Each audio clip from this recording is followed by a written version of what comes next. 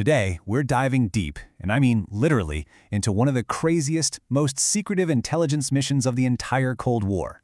We're talking about a high-stakes heist at the bottom of the ocean, a custom-built spy ship, and a secret so massive it actually changed the way governments say no comment. This is the story of Project Azorian. But before we even get into the mission, you gotta understand its legacy. If you've ever heard a government agency give what's called a Glomar response, well, it comes from this very operation. It's the official, legally backed way of saying, look, we can't even tell you if the documents you're asking for exist. And it all started with a ship called the Glomar Explorer. So that just raises the big question, right? What in the world was the CIA trying to hide? What kind of secret was sitting at the bottom of the Pacific Ocean that was so huge they had to invent a whole new level of secrecy? Well, let's get into it. Okay, so picture this. It's the spring of 1968. The Cold War is at its absolute peak. The US and the Soviet Union are in this incredibly tense standoff, and any little piece of intelligence could be a game changer. And then, an unbelievable opportunity just falls out of the sky, or more accurately, sinks to the bottom of the sea. A Soviet submarine, the K-129, just vanishes while it's out on patrol. It goes down with its entire crew, and the Soviets are searching everywhere for it, but they come up with nothing. Here's the kicker, though. The US Navy, using this super-secret underwater microphone network called SOSUS, had actually heard it sink. They knew exactly where it was. So what was actually on this submarine? I mean, this was the jackpot. It was a literal treasure trove of Soviet secrets. We're talking about nuclear missiles, nuclear torpedoes, but the real prize? The top-secret codebooks and the machines they used for all of their secret communications. Getting your hands on that would be one of the biggest intelligence wins in history. There was just one tiny little problem. The wreck was sitting at a depth of 16,500 feet. That is over 3 miles straight down. The pressure is insane. It's pitch black.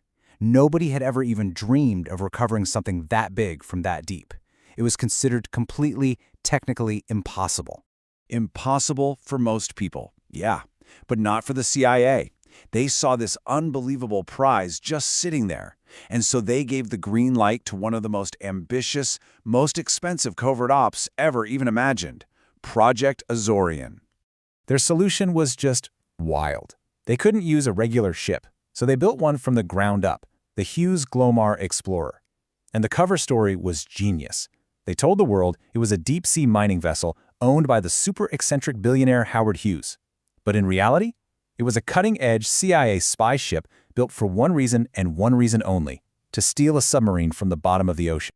And the plan was just as bold as the ship. Seriously, just think of it like the world's most expensive high-stakes claw machine game. They had this huge capture vehicle, they nicknamed it Clementine, that they would lower 3 miles into the dark. The plan was to have it grab onto the 1750-ton sub and then slowly winch it up into a giant hidden bay in the middle of the ship they called a moon pool.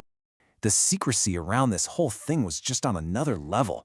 President Nixon himself had to approve it, and every piece of information about it was put into this special security compartment with the codename Jennifer.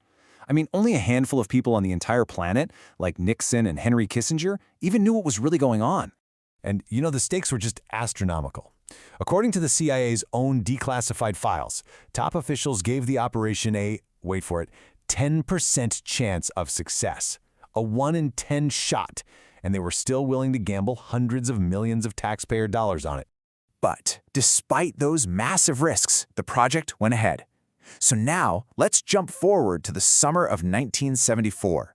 The Glomar Explorer is out in the middle of the Pacific Ocean, about to attempt the impossible, all while the enemy is watching. So the Glomar gets to the recovery site on July 4th and starts its work. But it doesn't take long for the Soviets to show up. For almost 2 weeks, Soviet ships are just circling the Glomar, watching every single thing they do. Can you imagine? The crew had to do this unbelievably delicate, top-secret work while pretending to be on a boring mining trip, with the Soviet Navy staring them down the whole time. The tension must have been unbearable.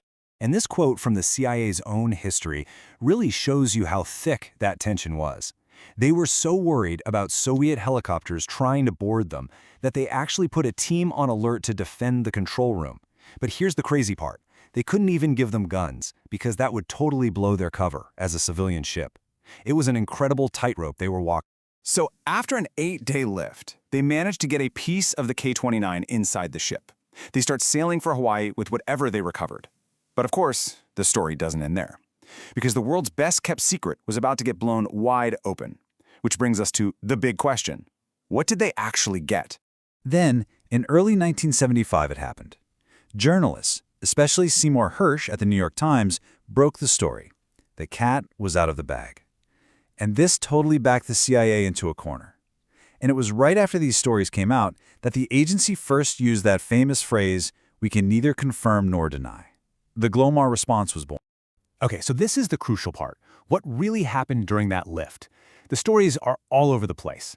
On one hand, you have the version that says the whole thing was mostly a failure, that the submarine broke apart as they were lifting it, and all the good stuff, the missiles, the code books, tumbles back to the ocean floor.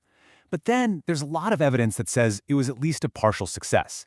This version says they got at least 2 nuclear torpedoes, and some declassified documents even talk about having to deal with plutonium contamination on board, which kind of suggests they recovered something nuclear. So why don't we have a straight answer? Well, because even today, if you look at the declassified documents, they're just covered in these huge black bars. The CIA has redacted all the most important details, how much it really cost, exactly what they recovered, and what they learned from it. The full story is, quite literally, hidden behind a black mark. And that really leaves us with this final thought, which comes right from an analysis of these very documents. Was Project Azorian a brilliant success or just a colossal waste of money? The truth is, we just won't know for sure until the CIA decides to declassify the rest of it. It's a pretty powerful reminder that the biggest legacy of this mission isn't just a sunken sub, but a tool of government secrecy, that Glomar response that's still being used to this day.